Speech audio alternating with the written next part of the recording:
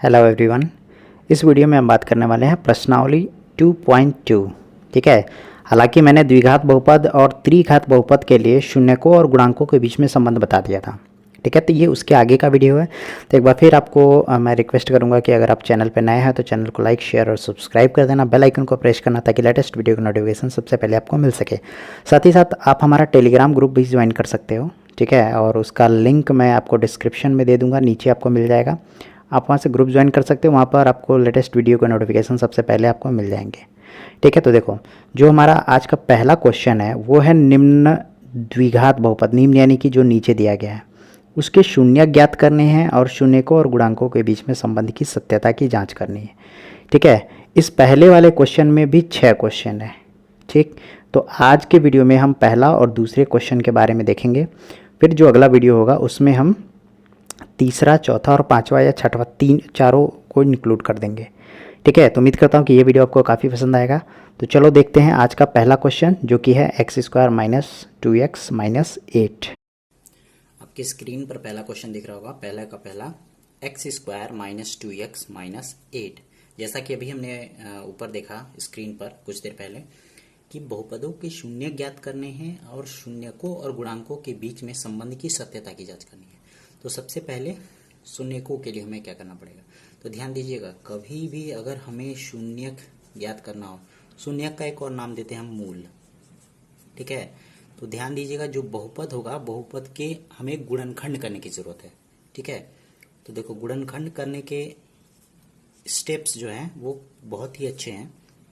सबसे पहला हमको अचर पद चिन्ह के साथ देखना है। ठीक है, ये है अचर पद चिन्ह के साथ, और जो x² है, ठीक है, इसका गुणांक देखना है। तो यहाँ क्या है, यहाँ गुणांक 1 है। दोनों का गुणा करो, क्या आएगा, 1 में -8 का गुणा करने पे क्या आएगा, -8। अब इस बीच वाले को दो ऐसे भाग में तोड़ देना है। जैसे यहाँ -2x है ना, इसको दो भाग में लिख देना है। दो भाग में लिखना कैसे है, तो जो संख्या लेंगे गुणा करने पर आना चाहिए हमारा -8, जो ये है, और जोड़ने पे क्या आना चाहिए, -2 आना चाहिए।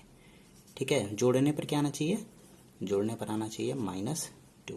ठीक है, अभी मैं यक्स के पद को मेंशन नहीं कर रहा हूँ। ठीक है, क्या किया हमने, अचर पद को और इसके गुणांक को आपस में गुणा किया, जो आया। अब क्या करना है, जो आया है उसको ध्यान में रखना है, लेकिन इस बीच वाले पद को दो ऐसे भागों में तोड़ना है कि गुणा करने पर ये जो आया था वो आए, और जोड़ने पर जो ये बीच वाला पद है वो आए। ठीक है, तो बताओ मुझे 8 को हम क्या लिख सकते हैं, 8 को क्या हम 4 गुणे 2 लिख सकते हैं? जी हाँ, बिल्कुल लिख सकते हैं, 4 दूना 8। लेकिन मुझे ये बताइए, क्या चिन्ह -8 आ रहा है? तो कहीं यहाँ भी माइनस हो सकता है, यहाँ भी माइनस हो सकता है, तभी -8 आएगा। तो उसको देखने के लिए हम किस जगह माइनस लगाएंगे, इस पर आते हैं। यहाँ जो संख्या हमने लिया है, कौन सा लिया था, 4 लिया था और 2 लिया था। जोड़ने पर क्या आना चाहिए, -2 आना चाहिए। माइनस आया है ना आंसर, यानी कि जो बड़ी वाली संख्या रही होगी उसके पास माइनस रहा होगा। यानी कि अब श्योर हो गया कि ये जो माइनस लगेगा वो बड़ी वाली संख्या के पास लगेगा। अब देखो गुणा करने पर क्या आएगा, -8, और जोड़ने पर क्या आएगा, -2। ठीक है, यानी कि इस बीच वाले पद को हमें क्या करना है, -4 और 2 के रूप में तोड़ देना है। तो हम तोड़ देते हैं इसको, मैं यहाँ से करता हूँ। x² -2x को अब लिखेंगे -4x और +2x। देखो 4 और 2 के रूप में हमने तोड़ दिया, 4 और 2 के रूप में, बाकी वाला पद ऐसे ही। अब इसको करने के लिए यहाँ भी x कॉमन है, यहाँ भी x कॉमन है, x कॉमन कर लेंगे, यहाँ बचेगा x -4। ठीक है, यहाँ भी 2 दिख रहा है कॉमन, यहाँ भी 2 है, 2 को बाहर कर लेंगे तो हो जाएगा x -4। अब दोनों जगह देखो x -4 है। ठीक है, तो यहाँ से x -4 हमने कॉमन कर लिया, यहाँ बचा x और यहाँ बचा +2। ये हो गया हमारा गुणनखंड। ठीक है, गुणनखंड हो गया। अब आपको ये पता होना चाहिए शून्यक के लिए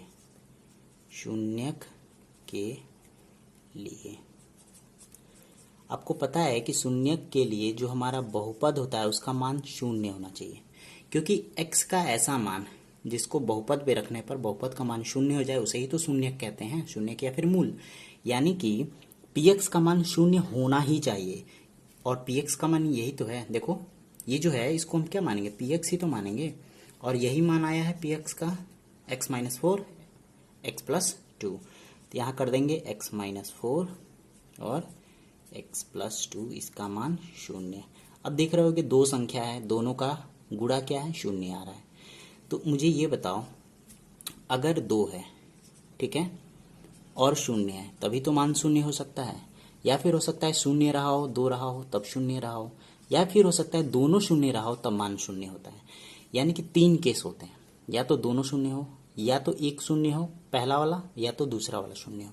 तो हम वही काम करेंगे, एक्स माइनस फोर की वैल्यू को या तो शून्य दिखा देंगे, या और एक्स प्लस टू की वैल्यू को हम शून्य दिखा देंगे।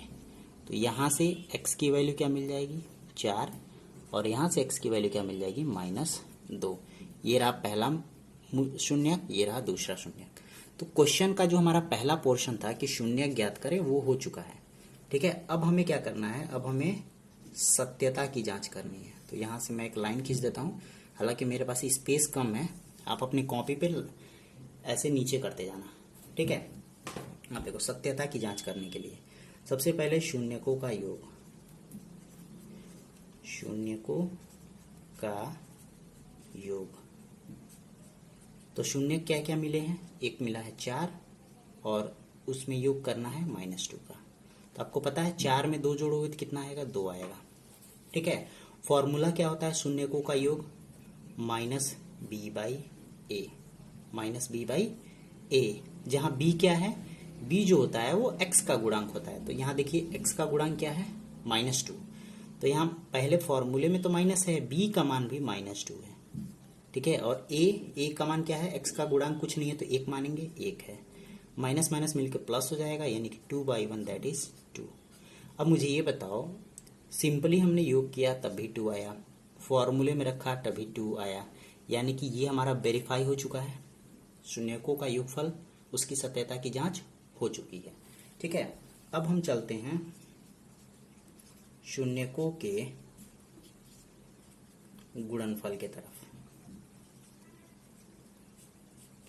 ठीक है, शून्यकों का गुणनफल ये होता है, देखो ये शून्यक है दो, इन दोनों का सिंपली गुणा कर दो, 4 दूना 8 माइनस के साथ। लेकिन फॉर्मूला क्या होता है, फॉर्मूला होता है c/a। c क्या है, अचर पद, अचर पद है -8, लिख दो -8 अपान में a जो है वो x का गुणांक है, ये हो गया 1, यानी कि ये हो गया -8। अब देखो सिंपली हमने रखा तभी आया 8, फॉर्मूले से रखा तभी आया 8, यानी कि यहाँ पर हमारे सत्यता की जांच हो चुकी है। ठीक है, तो ये पहला क्वेश्चन था। ऐसे ही हम देखेंगे दूसरे क्वेश्चन को। तो चलो देखते हैं दूसरा क्वेश्चन। पहले का ही हमारा दूसरा क्वेश्चन है 4x² माइनस 4s प्लस 1, यानी कि यहाँ x के जगह s का इस्तेमाल किया गया है। अब हमको पता है कि हमारा व्यापक रूप द्विघात बहुपद का क्या होता है, ax² plus bx plus c। अब इन दोनों की अगर तुलना करें तो यहाँ से हमको पता चलेगा कि a की जगह है 4, b की जगह है -4 और c की जगह है 1। ठीक है, अब आपको पता है कि शून्यक ज्ञात करने के लिए क्या करना चाहिए आपको, तो शून्यक ज्ञात करने के लिए इस बहुपद का हमें गुणनखंड करना पड़ेगा। ठीक है, इसको मान लेते हैं कि ये हमारा क्या है, px है। तो हम लिखेंगे px बराबर, अब देखो हमारा बहुपद क्या था, पहले उसको लिख लेते हैं, -4s प्लस 1। अब इसको करना ये है कि दो ऐसे भागों में तोड़ना है। ठीक है, बीच वाले पद को दो ऐसे भागों में तोड़ना है कि गुणा करने पर 4 करने 4 आए और जोड़ने पर भी -4 आए। ठीक है, अब ऐसा कैसे हो सकता है, तो इसको करने के लिए हम सिंपली यहाँ करेंगे, यहाँ से 4 और 1 लिया, कितना आया, गुणा करने पर 4 आया। दो ऐसे भागों में तोड़ना है कि गुणा करने पर 4 आए और जोड़ने पर -4 आए। ठीक है, तो कौन कौन सी संख्या आप ले सकते हो, आप ले सकते हो 2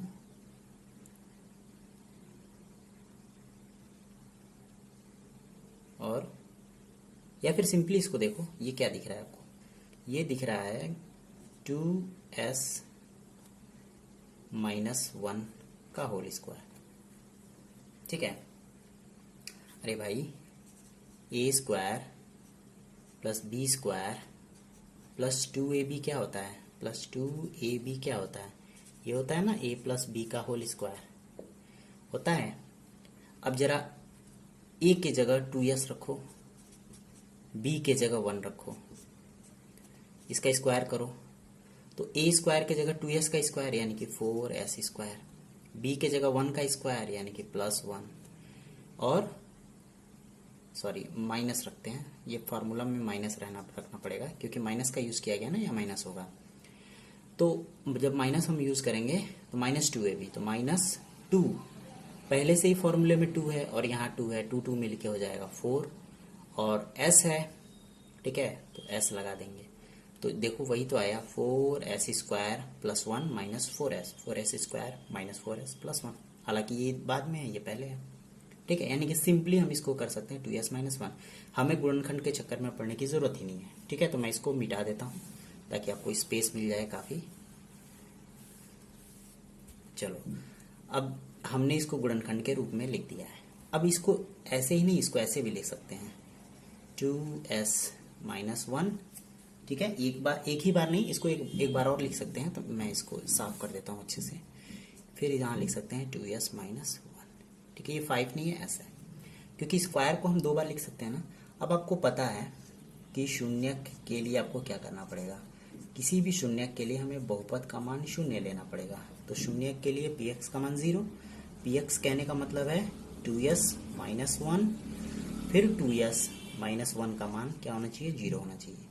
तो यहाँ से दो वैल्यू का मल्टीप्लिकेशन 0 है, यानी कि दोनों अलग अलग 0 रहे होंगे, और सॉरी इसको 0 करना पड़ेगा, इज इक्वल टू 0, या और लिखो या लिख दो 2s minus 1 is equal to 0। यहाँ से 2s बराबर 1 हो जाएगा, यानी कि s बराबर हो जाएगा 1/2। यहाँ से भी 2s बराबर 1 हो जाएगा, यानी कि s बराबर 1/2।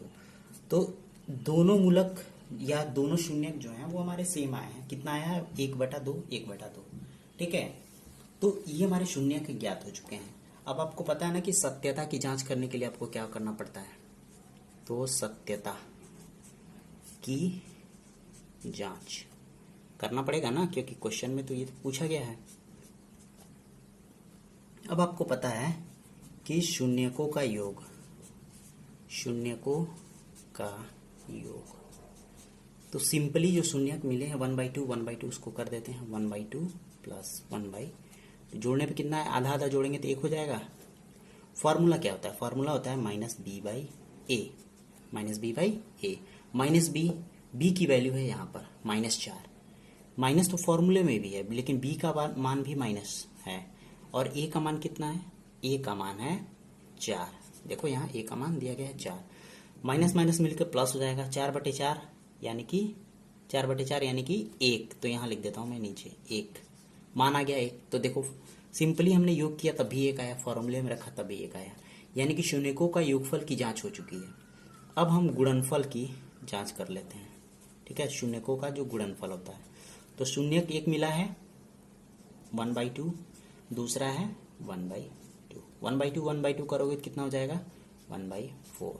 फॉर्मूला क्या होता है, फॉर्मूला होता है c/a। c का मान कितना है, c का मान है 1, a का मान कितना है 4। देखो फॉर्मूले से भी आ गया 1/4, सिंपली रखा 1/4, यानी कि यहाँ भी हमारे सत्यता की जांच हो चुकी है। क्लियर है। तो ऐसे ही आप सभी क्वेश्चन करोगे।